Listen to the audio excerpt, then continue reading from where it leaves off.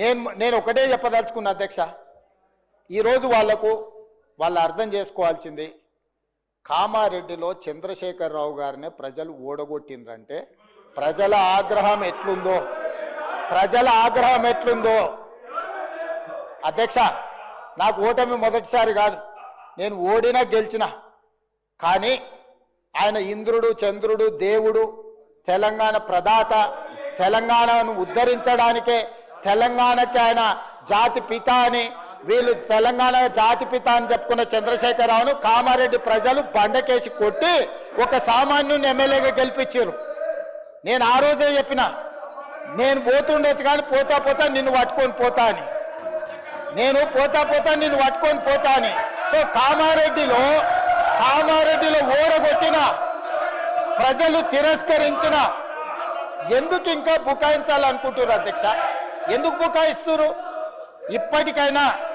ఇప్పటికైనా నేను చెప్తున్నా అధ్యక్ష, మూసీ ప్రాజెక్టును కట్టాలన్నా వద్దా మీరు చెప్పండి, మెట్రో రైళ్లు విస్తరించాలన్నా వద్దా మీరు చెప్పండి, రేడియల్ రోడ్స్ వేయాలన్నా వద్దా చెప్పండి, రీజనల్ రింగ్ రోడ్డును నిర్మించాలన్నా వద్దా మీరు చెప్పండి, హైదరాబాద్ నగరానికి గోదావరి జలాలను తరలించాలన్నా లేదా మీరు చెప్పండి, తెలంగాణ రాష్ట్రానికి మీరు పెట్టుబడులను తేవాలంటున్నారా వద్దంటున్నారా చెప్పండి. ఈరోజు ప్రపంచంలోనే అత్యధికంగా ఇన్ఫోసిస్ సంస్థ హైదరాబాద్లో అత్యధికంగా జాబ్లు ఉన్నాయి. మేము వచ్చినాక ఇన్ఫోసిస్ విస్తరించినాం, విప్రో విస్తరించినాం, మేము వచ్చినాక కాగ్నిజెంట్ని విస్తరించిపించినాం. ఆమ్జన్ బయోటెక్ కంపెనీ అమెరికాలో ఉండి ఫస్ట్ టైం హైదరాబాద్లో పెట్టుబడులు తీసుకొచ్చినాం. ఆయన 10 ఏళ్ళు మంత్రిగా ఉంటే 20,000 కోట్లు తెచ్చిండు దావోస్లో పోయి. నేను 10 నెలల్లో సరిగా 1 సంవత్సరం తిరిగే లోపల 2,20,000 కోట్లు పెట్టుబడులు తెచ్చిన. ఇది నా సమర్థత. ఆయన ఏమనుకుంటాడంటే గుంటూరులో చదివిన తెలివితేటలు ఈయన పనికొస్తాయనుకుంటాడు. అధ్యక్ష, ఇంగ్లీష్ అనేది నాలెడ్జ్ కాదు.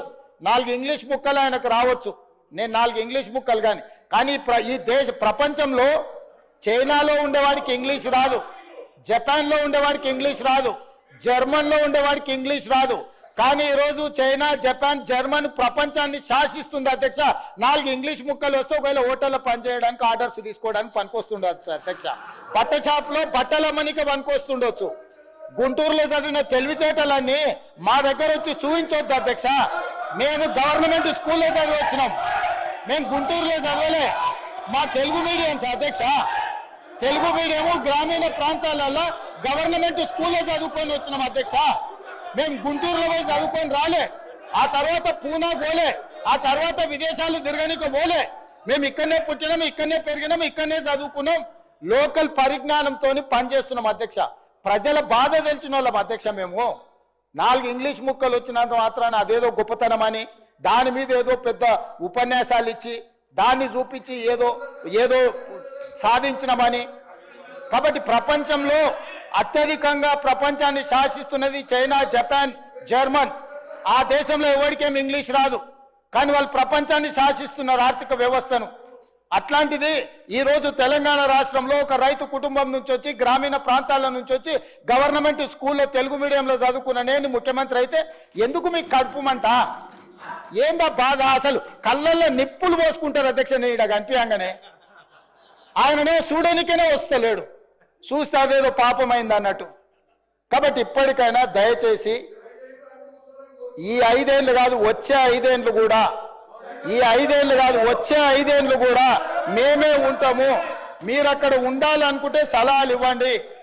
పెద్ద ఆయన మీకు కుర్చీ ఇయ్యడు. నేను మళ్ళీ కూడా చెప్తున్నా, పెద్ద ఆయన గురించి నీకు ఎంత తెలుసో తెలియదు కానీ నాకు చాలా తెలుసు.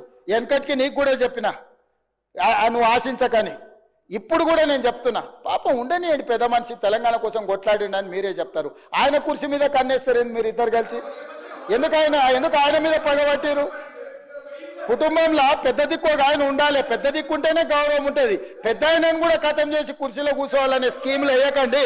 ఇంతకుముందే నేను కాగితం తెచ్చిస్తే ఏందో అనుకున్నా, మా వాళ్ళు చెప్తున్నారు గతంలో నేపాల్ యువరాజు దీపేంద్ర తన కుటుంబంలోని 8 మందిని AK-47 పెట్టి కాల్ చేసిందట, పదవి ఇయ్యలేదని. నేపాల్ రాజు వాళ్ళ పిల్లగాడు కుటుంబంలో పదవులు ఇస్తలేరని రాత్రి డిన్నర్కి పిలిచి AK-47 పెట్టి ఇంట్లో వాళ్ళందరినీ AK-47 పెట్టి కాల్ చేసిందంట. అట్లాంటి పరిస్థితులు తెలంగాణలో రాకుంటే చూడండి అధ్యక్ష. వారికి చెప్పండి, వారు చదువుకుంటే చదువుకున్నారు, గుంటూరు తెలివితేటలు ఉంటే ఉన్నాయి, అవి ఉపయోగించి తెలంగాణకి ఏమైనా ప్రయోజనం చేకూర్చేటట్టు చెప్పమని చెప్పుండ్రు అధ్యక్ష. కేటీఆర్ గారు సార్ ఒక్క 5 నిమిషాలు క్లోజ్ చేసి. ఎందుకు సార్ కూర్చుంటానండి. మీ బాగా వాళ్ళదే బాగా ఇనసొంపు ఉంది కదా, కూర్చుంటారు. మీరు కూర్చోమంటే కూర్చుంటారు. అసలు మీ టైం అయిపోయింది. 2 గంటలు వాళ్ళని మాట్లాడించి ఎట్లా సార్ ఇది? కూర్చుంటానండి సార్, ఎట్లా సార్? మీరు ఒక కమ్యూనిస్ట్ యోధుడు, తెలంగాణ కోసం నిరాహార దీక్ష చేసిన కొత్తగూడెం బిడ్డ మీరు. మీరు అట్లాంటిది మీరు కూడా మమ్మల్ని ఇట్లా గొంతు నొక్కితే ఎట్లా సార్? ముఖ్యమంత్రి గారు అంత ఫ్రస్ట్రేషన్ లో, అంత ఆవేశంలో, అంత ఆవేశం, అంత అయ్యో పదవిలోకి వచ్చిన తర్వాత కూడా ఇంత ఫ్రస్ట్రేషన్ నా జీవితంలో ఎవరిలో చూడలేదు సార్ నేను. అరే మొత్తం ఇంత దాడి, ఇంత ఉక్రోషం. ఏం పర్లేదు రేవంత్ రెడ్డి గారు, ఇంకా తిట్టాలనుకుంటే ఇంకో 2 గంటలు తిట్టండి, మాకేం అభ్యంతరం లేదు. ఎందుకంటే మీ మైక్ కట్ కాదు, నీకు ఎంత ఉందో అంత తీసుకో, నాకేం ఇబ్బంది లేదు. మీ తిట్లన్నీ మాకు దీవెనలు, మీ తిట్లన్నీ మాకు దీవెనలు, మాకు ఆశీర్వాదాలు. మీరు ఎంత మాట్లాడితే మాకు అంత మంచిది. ఎందుకంటే మీ వల్ల ఖచ్చితంగా ఇంకొక 20 ఏళ్ళు కాంగ్రెస్ ఓటేయాలంటే ఎవరైనా భయపడే పరిస్థితి తెలంగాణ మొత్తంలో వస్తున్నది. మీరు పోయి ప్రచారం చేశారు, మహారాష్ట్రలో ప్రచారం చేశారు, హర్యానాలో చేసినారు, ఢిల్లీలో చేసినారు, అద్భుతాలు సాధించారు. మొన్న పోయి ఎమ్మెల్సీ ఎలక్షన్ లో కూడా చేసినారు. 57,000 ఉద్యోగాలు నేను ఇస్తే నాకు ఓటేయండి అన్నారు. వేసినారా ఓట్లు మీకు? అందుకే అంటున్నారు రేవంత్ రెడ్డి గారు, రంకెలతో ఏమి రాదు, ప్రతిపక్షాల మీద దాడి చేస్తే కాదు. అధ్యక్ష మీరు వచ్చిన తర్వాత అధ్యక్ష, పెద్దవాగు 2 సార్లు కొట్టుకొని పోయింది, సుంకిశాల కూలిపోయింది, భక్తరామదాస్ మోటార్లు మునిగిపోయినాయి, సాగర్ ఎడమకాలు ఒక భారీ. తారక రామారావు చెప్పేది అన్ని ఎట్లున్నాయంటే, ఉన్నమాట చెప్పే ఉలికి పడ్డట్టు మా ముఖ్యమంత్రి కానీ మా పార్టీ కానీ సత్యపాము చంపే అలవాటు మాకు లేదు అధ్యక్ష. సత్యపాము చంపే అలవాటు మాకు లేదు. ఆయన చెప్తే అన్ని అబద్ధాలు చెప్పి మా ముఖ్యమంత్రి చెప్పే నిజాలను జీర్ణించుకోలేక సభను తప్పుదో పట్టిస్తున్నారు అధ్యక్ష. 10 ఏళ్ళు అధికారం ఉండి అధికారం పోయినాక ప్రెస్ టైంలో మాట్లాడుతున్నారు అధ్యక్ష, ప్రెస్ టైంలో మాట్లాడుతున్నారు. మరి వాళ్ళు కుర్చీ కోసం కొట్లాడితే వాళ్ళ ఇంటి వ్యవహారం. కానీ మా గౌరవ ముఖ్యమంత్రి వచ్చిన 15 ఏళ్లలో వాళ్ళు చేసిన అప్పులను, వాళ్ళు చేసిన తప్పులను ఒక్కొక్కరిగా సరిదిద్దుకుంటూ ప్రజాపాలన ద్వారా ఒకవైపు అభివృద్ధి, ఒకవైపు సంక్షేమం చేస్తుంటే ఈ రకంగా నిప్పులు పోసుకొని మా ముఖ్యమంత్రి మీద ఇంకా కూడా ఈ కడుపు మండి మాట్లాడింది అధ్యక్ష. మాకు ముఖ్యమంత్రికి సత్యపాలన చంపాల్సిన అవసరం లేదు అధ్యక్ష. మీరు దయచేసి సభకు నిజాన్ని మాట్లాడండి, మా ప్రభుత్వానికి సూచనలు సలహాలు ఇవ్వాల్సిందిగా మేము కోరుతున్నాం అధ్యక్ష. థ్యాంక్ యూ అధ్యక్ష. Please.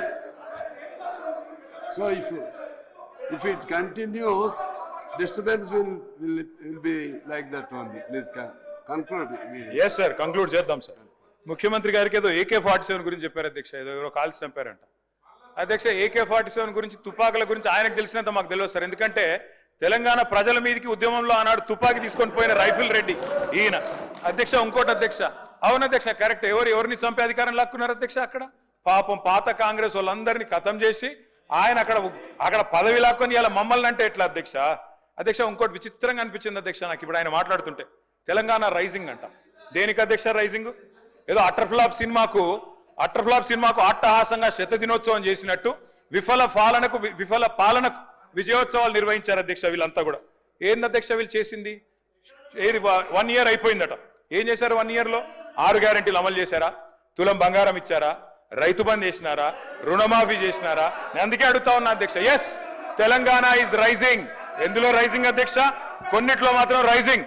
అప్పుల్లో రైజింగ్, అబద్ధాల్లో రైజింగ్, క్రైమ్ రేట్లో రైజింగ్, అన్నదాతల ఆత్మహత్యల్లో రైజింగ్, నేతన్నల బలవన్మరణాల్లో రైజింగ్, అబద్ధాలు, బూతులు. ఎస్, తెలంగాణ జాతిపిత వీళ్ళెవరు ఏమనుకున్నా ఖచ్చితంగా కేసీఆరే. తెలంగాణ బూతుపిత రేవంత్ రెడ్డి గారు అవుతారు. బూతుపితగానే ఆయన మిగిలిపోతాడు భవిష్యత్తులో. అధ్యక్ష ప్లీజ్ ఇంకా 5 మాట్లాడాలి, రిప్లై ఇవ్వాలి, మరలా వాళ్ళు కౌన్సిల్కి వెళ్ళాలి.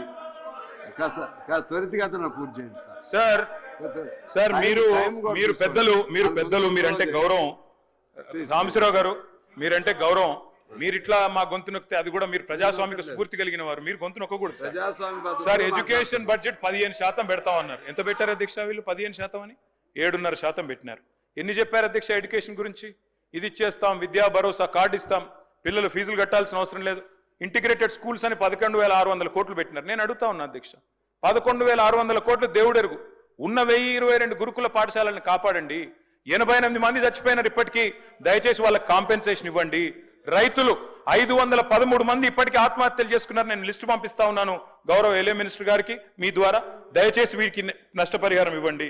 అధ్యక్ష, నేను ఒకటే రిక్వెస్ట్ చేస్తా ఉన్నాను సార్, ఈరోజు ఉన్న 1022 గురుకుల పాఠశాలల్లో పిల్లలు విషాహారంతో బాధపడుతుంటే వారి గురించి మాట్లాడకుండా నెలలుగా అక్కడ వాళ్లకు అద్దె భవనాలకు రెంట్ ఇవ్వకుండా ఓనర్లు తాళాలు వేసుకొని పోతుంటే, గురుకులాలు మూతపడుతుంటే, 40,000 అప్లికేషన్లు తగ్గిపోతుంటే మేమేదో విద్యకు చేసినామంటే ఎట్లా నమ్మాలి అధ్యక్ష? 1931 పాఠశాలలు మూతపడ్డాయని చెప్పి మంత్రి గారే స్వయంగా చెప్పారు అధ్యక్ష మొన్న పద్దుల్లో. విదేశీ విద్య మీద కూడా చెప్పలేకపోతా ఉన్నారు. 20 లక్షల రూపాయలు కేసీఆర్ ఇస్తే మేము 25 లక్షలు ఇస్తామన్నారు, కానీ ఇవ్వలేదు అధ్యక్ష. మరి ఇవ్వాలని చెప్పి కోరుతా ఉన్నాం. వారు చెప్పారు అధ్యక్ష, ఫీజు రీయింబర్స్మెంట్ బకాయిల గురించి మాట్లాడతారు. అధ్యక్ష, మేము గవర్నమెంట్లోకి వచ్చినాడు 1800 కోట్లు బకాయిలు ఉండే, మేము కట్టలేదా అధ్యక్ష? మీరు వచ్చినాడు బకాయిలు ఉంటాయి. Government is a continuous process, మీరు ఇవ్వాలి. 8,000 కోట్లు ఫీజు రీయింబర్స్మెంట్ బకాయిలు ఉన్నాయి, దయచేసి చెల్లించాలని చెప్పి ప్రభుత్వాన్ని నేను కోరుతా ఉన్నా అధ్యక్ష. ప్రతి విద్యార్థికి 5 లక్షల విద్యాబంధు కార్డు ఇస్తామన్నారు. ఫీజు తల్లిదండ్రులు చెల్లించే భారం ఉండదన్నారు. బడ్జెట్ను సవరించండి, ఒక 5,000 కోట్లు కేటాయించండి. స్కూటీలు అన్నారు అధ్యక్ష, మరి ఆ అందాల పోటీలు మానేసి స్కూటీలు ఇవ్వండి అధ్యక్ష. దానికోసం ఒక 500 కోట్లు పెడితే స్కూటీలు ఇవ్వచ్చు కొంతమంది కన్నా. విద్యా జ్యోతులు అన్నారు, 10 పాస్ అయితే 10,000, ఇంటర్ పాస్ అయితే 15,000, గ్రాడ్యుయేషన్ పూర్తి చేస్తే 25,000, పీజీ అయితే 1,00,000, రీసెర్చ్ స్కాలర్కి నెలకు 10,000. అదేవిధంగా ఇంకా చాలా చెప్పారు అధ్యక్ష. 1000 కోట్లు దయచేసి బడ్జెట్ను రీఅప్రోప్రియేట్ చేసి వారికి కేటాయించాలని చెప్పి నేను కోరుతా ఉన్నా అధ్యక్ష. 2 లక్షల ఉద్యోగాల గురించి ముఖ్యమంత్రి గారు చెప్పారు అధ్యక్ష. వారు ఇచ్చింది కేవలం 11,000 ఉద్యోగాలు అధ్యక్ష. మిగతా అన్ని మా గవర్నమెంట్లో ఇచ్చిన నోటిఫికేషనే, ఆ వీటికి మాత్రమే వాళ్ళు కాగితాలు ఇచ్చుకున్నారు తప్ప ఇంకోటి కాదు. గ్రూప్ 1 పోస్టులు 1000కి పెంచుతామన్నారు, పెంచలేదు. గ్రూప్ 2 పోస్టులు 2,000 చేస్తామన్నారు, చేయలేదు. గ్రూప్ 1 మెయిన్స్ కి 1:100 రేషియో ఇస్తామన్నారు, చేయలేదు. జీవో నంబర్ 46 రద్దు చేయలేదు. జీవో 29 తెచ్చారు, బలహీన వర్గాల నోట మట్టి కొట్టారు. 20,000 టీచర్ల పోస్టులు ఖాళీ ఉన్నాయన్నారు, వాటిని భర్తీ చేయలేదు. కేవలం 11,000 ఉద్యోగాలు మాత్రమే చేశారు.